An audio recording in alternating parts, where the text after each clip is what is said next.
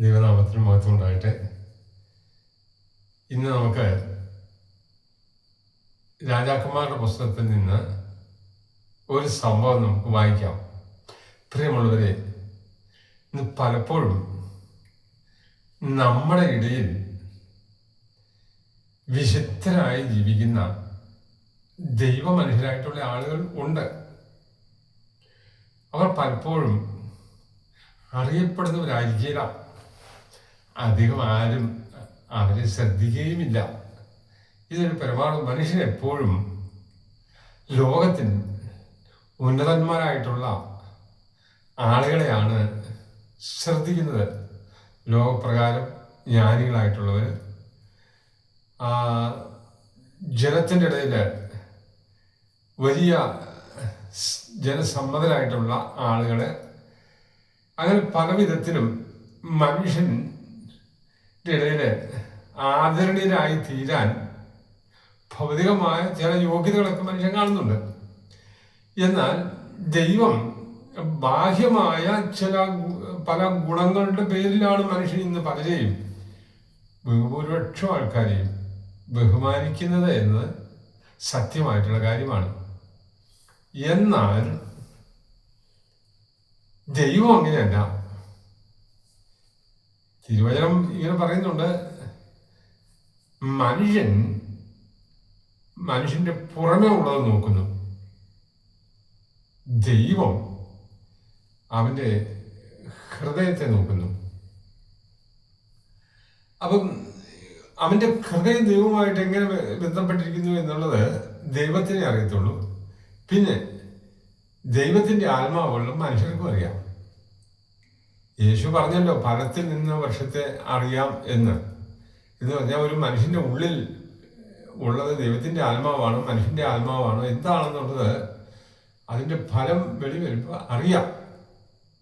അതെ, ഇന്ന് അതുമായിട്ട് ബന്ധപ്പെട്ട ഒരു സംഭവം, രാജാക്കന്മാരുടെ 2-ാം പുസ്തകം 5-ാം അധ്യായത്തിന്റെ 1 മുതലുള്ള വാക്യങ്ങൾ വായിക്കുകയാണ്. അത് എഴുതിയിരിക്കുന്നത് ഇങ്ങനെയാണ്, നമ്മൾ ശ്രദ്ധിക്കണം. സിറിയ രാജാവിന് നയമാൻ എന്നു പേരുള്ള ഒരു സൈന്യാധിപനുണ്ടായിരുന്നു. സൈന്യത്തിന്റെ നായകനായിട്ടുള്ള ആളിനാണ് സൈന്യാധിപൻ എന്ന് പറയുന്നത്. യഹോവയായ ദൈവം ഈ നയമാൻ മുഖാന്തരം രാജാവിന് വിജയം നൽകിക്കുന്നു. അത് മുഖാന്തരം രാജാവ് നയമാനെ വളരെയധികം സ്നേഹിക്കുകയും ബഹുമാനിക്കുകയും ചെയ്തു. നയമാൻ എന്ന് പറയുന്ന മനുഷ്യൻ വളരെ മാന്യനും മഹാനും ആയിരുന്നു. ദൈവത്തിന്റെ കൃപ ഉണ്ടെങ്കിൽ മാത്രമേ ഈ മാന്യതയും ഈ കൃപയൊക്കെ കിട്ടുകയുള്ളൂ. അപ്പം ദൈവം നേരത്തെ നയമാനെ കണ്ടിരുന്നതാണ്. എങ്കിലും ഈ നയമാൻ കുഷ്ഠരോഗിയും ആയിരുന്നു. നയമാന്റെ മാന്യത, കഴിവ്, പരാക്രമശാലി സൈന്യാധിപൻ, നയമാൻ മുഖാന്തരം രാജാവിന് വിജയം കൊടുക്കുന്നത്, ഇതെല്ലാം മുഖാന്തരം കുഷ്ഠരോഗി ആയിരിക്കുമ്പോൾ എന്തുമാത്രം ഭാരപ്പെടുന്നു ഒന്ന് ഓർത്ത് നോക്കിയേ. അപ്പൊ അങ്ങനെ ഇരിക്കുമ്പോ ഈ നയമാനെ സൈന്യക്കാരുടെ മധ്യത്തിൽ നിന്ന് മാറ്റാനൊന്നും പറ്റില്ല. കാരണം അത്ര വിജയം കൈവരിച്ചുകൊണ്ടിരിക്കുന്ന ആളാണ്. അപ്പൊ ഇങ്ങനെ ഇരിക്കെ സിറിയക്കാര് ഇസ്രായേലിൽ നിന്ന് കവർച്ചപ്പടയായി പിടിച്ചുകൊണ്ടുവന്ന ആളുകളുടെ കൂട്ടത്തിൽ നിന്ന് ഒരു ഇസ്രായേൽ ബാലിക നയമാന്റെ ഭാര്യയ്ക്ക് ശുശ്രൂഷ ചെയ്തു വരുന്നുണ്ട്. അങ്ങനെ ശുശ്രൂഷ ചെയ്തുകൊണ്ട് വരുന്ന ഈ ഇസ്രായേൽക്കാരിയായ ബാലിക നയമാന്റെ ഭാര്യയോട് ഇങ്ങനെ പറഞ്ഞു, വീട്ടുപൂജയൊക്കെ ചെയ്തുകൊണ്ടിരിക്കുമ്പോൾ ഇങ്ങനെ പറഞ്ഞു,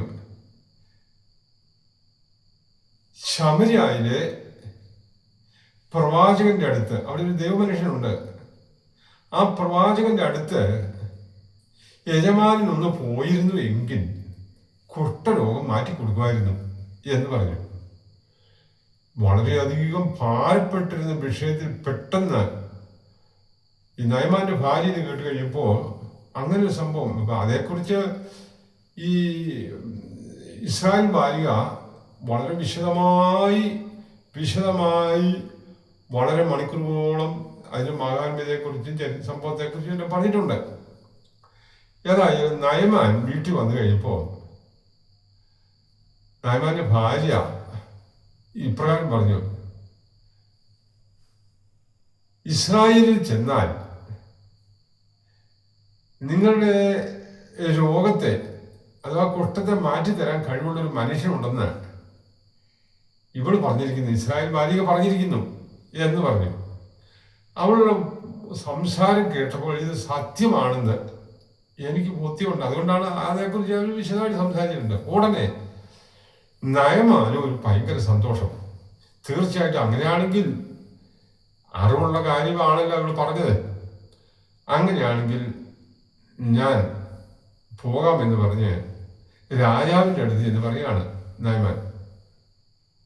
ഞാൻ കുഷ്ഠരോഗം മാറ്റുന്ന ഒരു മനുഷ്യൻ ഇസ്രായേലിലുണ്ടെന്ന് എൻ്റെ വീട്ടിൽ ജോലി ചെയ്തുകൊണ്ടിരിക്കുന്ന ഇസ്രായേൽ ബാലിക പറഞ്ഞു എന്ന് പറഞ്ഞു. രാജാവ് ഉടനെ പറഞ്ഞു, അത് രാജാവിന് സന്തോഷമായി. അങ്ങനെ ഒരാൾ ഉണ്ടെങ്കിൽ വേഗം പോവുക. 35 അത് 350 കിലോ വെള്ളിയും 6000 താലന്ത് സ്വർണവും 10 കൂട്ടം വസ്ത്രങ്ങളും ഒക്കെ എടുത്ത് ഞാൻ ഈ സൗഖ്യം തരുന്ന ആളിന് സമ്മാനമായി കൊടുക്കാൻ വേണ്ടിയിട്ട് പോകുന്നതാണ്. രാജാവ് സിറിയ രാജാവ് ഇസ്രായേൽ രാജാവിന് ഒരു എഴുത്തുമായിട്ട് കൊടുത്തു വിടുകയാണ്.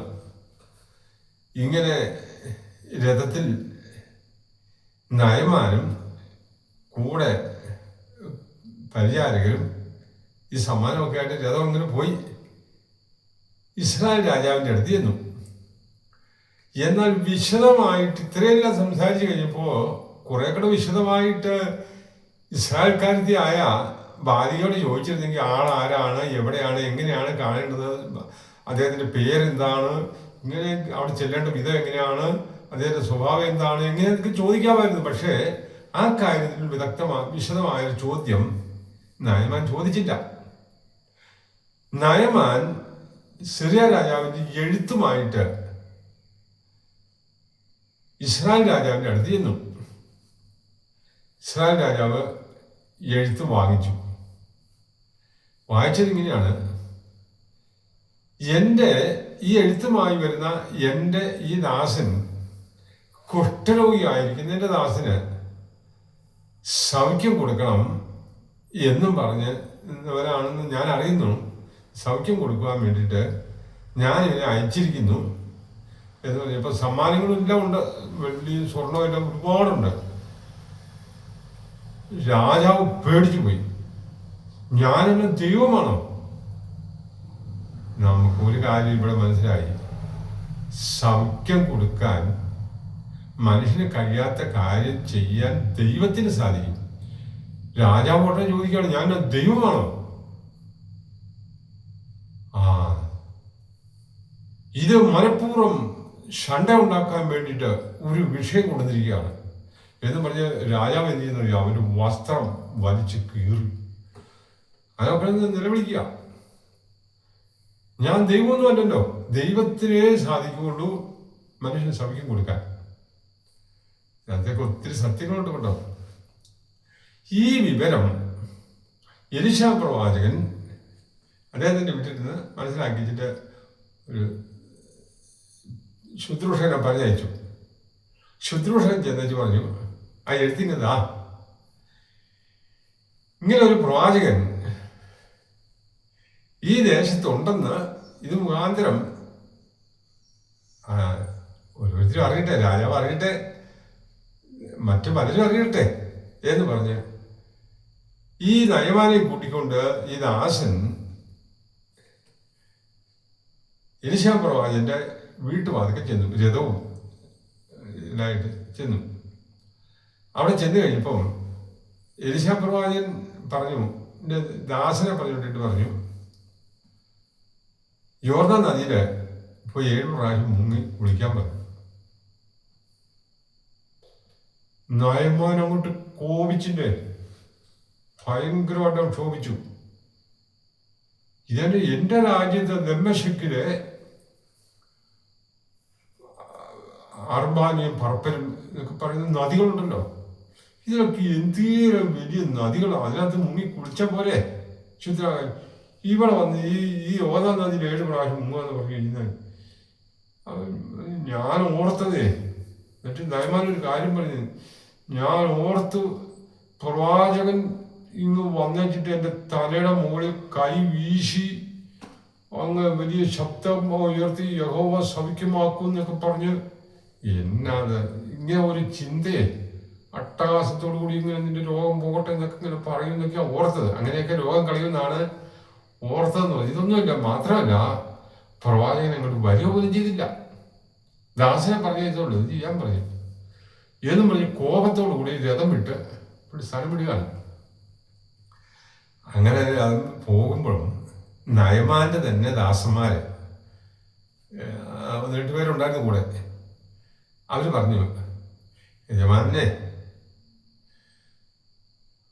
പ്രവാചകൻ ഇതിനേക്കായി വലിയൊരു കാര്യം പറഞ്ഞായിരുന്നെങ്കിൽ അങ്ങ് സന്തോഷത്തോടെ ചെയ്യുമായിരുന്നല്ലോ. അത് ചെയ്യൂ, ഇതൊരു ചെറിയ കാര്യമല്ലേ പറഞ്ഞുള്ളൂ. അങ്ങനെയാണെങ്കിൽ അത് എത്രയോ കൂടുതൽ താല്പര്യത്തോടെ ചെയ്യേണ്ടതായിരുന്നു. ഇത് പറഞ്ഞപ്പോ നയമാൻ പോയി 7 പ്രാവശ്യം വെള്ളത്തിൽ പൊങ്ങി വന്നപ്പോ ഒരു ബാലന്റെ യൗവന പ്രായത്തിലുള്ള ശരീരം പോലെ മനോഹരമായ സൗഖ്യമായ ശരീരമായി. ഒന്ന് ഓർത്ത് നോക്കി, ഇന്ന് മനുഷ്യൻ ഈ സംഭവം, ഇത് ദൈവം ഒരു മനുഷ്യനെ സൗഖ്യമാക്കാനാണെങ്കിൽ അതിനൊരു മനസാന്തരം മാത്രം മതി. അല്ലാതെ വലിയ അട്ടഹാസവും ശബ്ദം പുറപ്പെടുവിക്കലൊന്നും വേണ്ട. അതൊരു കാര്യം. പിന്നെ രണ്ടാമത്, ഓരോരുത്തരും മനുഷ്യൻ്റെ ആ സ്വയം ചിന്താഗതി ഇങ്ങനെയൊക്കെ ആയിരിക്കണം. വലിയ ആൾക്കാരിലൂടെയൊക്കെ മാത്രമേ ഇങ്ങനെ വലിയ കാര്യങ്ങൾ നടക്കുള്ളൂ. പ്രവാചകൻ ഇങ്ങോട്ട് വന്നു പോലുമില്ല. ദാസൻ പറഞ്ഞ ആ വെള്ളത്തിൽ പോയി മുങ്ങാൻ ഇതൊക്കെ മതിയെന്നേ. നമ്മൾ വിചാരിക്കുന്നത് പോലെ അല്ല ആ ദൈവത്തിന്റെ പ്രവൃത്തി നമ്മൾ വെളിപ്പെടുന്നത്. അതാണ് ഞാൻ പറഞ്ഞത്, നമ്മുടെ ദേശത്തും കാണും ചില നല്ല ദൈവത്തിന്റെ മനുഷ്യരൊക്കെ. പക്ഷേ മനുഷ്യൻ വലിയ ആളുകളുടെ അട്ടഹാസവും വലിയ ചവിട്ടി തെറിപ്പിക്കുന്നതായ പ്രസംഗവും അലർം വിളിച്ചുള്ള പ്രാർത്ഥന, ഇങ്ങനെ ശബ്ദകോലാഹലങ്ങൾ, ഇങ്ങനെയൊക്കെയുള്ള കാര്യങ്ങളായിരിക്കും മനുഷ്യൻ ഓർക്കുന്നത്, ആഗ്രഹിക്കുന്നത്. ദൈവത്തിന് എൻ്റെ ഒന്നും ആവശ്യമില്ല. നമ്മുടെ യേശു ഒരിക്കലും അട്ടഹാസത്തോടു കൂടിയൊന്നും ആരും സൗഖ്യമാക്കുകയോ ഒന്നും ചെയ്യുന്നില്ല. അത് ശാന്തനായി വിനീതനായി അത് സുവിശേഷം പറയുമ്പോൾ തന്നെ പിശാചുക്കളൊക്കെ അതിന് കൊടുക്കായിരുന്നു. അപ്പോൾ വചനവിരുദ്ധമായ ഒത്തിരി കാര്യങ്ങൾ, തെറ്റിദ്ധാരണകളൊക്കെ മനുഷ്യന്റെ ജീവിതത്തിൽ ഉണ്ട് എന്നുള്ളത് വാസ്തവമാണ്. ആട്ടെ, നമുക്ക് ഈ നയമാന്റെ ജീവിതത്തെക്കുറിച്ച് യേശു ലൂക്കോസിന്റെ സുവിശേഷത്തിൽ 4-ാം അധ്യായത്തിന്റെ 27-ാം വാക്യത്തിൽ ഇങ്ങനെ പറഞ്ഞിട്ടുണ്ട്, ഇസ്രായേലിൽ അനേകം കുഷ്ഠരോഗികളുണ്ടായിരുന്നു, എങ്കിലും സിറിയാക്കാരനായ നയമാനല്ലാതെ ആരും സൗഖ്യം പ്രാപിച്ചിട്ടില്ല. എലീശാ പ്രവാചകന്റെ കാലത്ത് ഒന്നോർന്ന്, എലീശാ പ്രവാചകൻ എന്ന് പറഞ്ഞൊരു ദൈവത്തിന്റെ മനുഷ്യനുണ്ട്. ദൈവത്താൽ കഴിയുന്ന എല്ലാ കാര്യവും ദൈവത്തിന്റെ മനുഷ്യനിലൂടെ സാധിക്കുമെന്ന് ദൈവവും പറയുന്നുണ്ട്. സാധിക്കും. പക്ഷെ മനുഷ്യൻ അത്രയും അങ്ങോട്ട് താഴാനോ അത്രയും അങ്ങോട്ട് വിശ്വസിക്കാനോ അത്രയൊന്നും എളുപ്പപ്പെടാനോ ഒന്നും തയ്യാറാകുന്നില്ല.